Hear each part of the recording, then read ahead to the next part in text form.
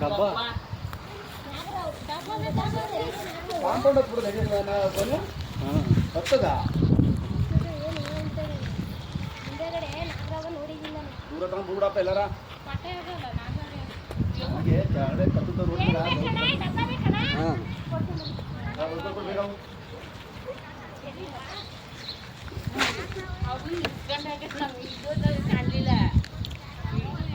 ಎರಡು ಮನೆಗೆ ಮಧ್ಯದಲ್ಲಿ ಅಲ್ಲಿ ಸೀಟ್ ಹಾಕಿದ್ರಿ ಒಂದ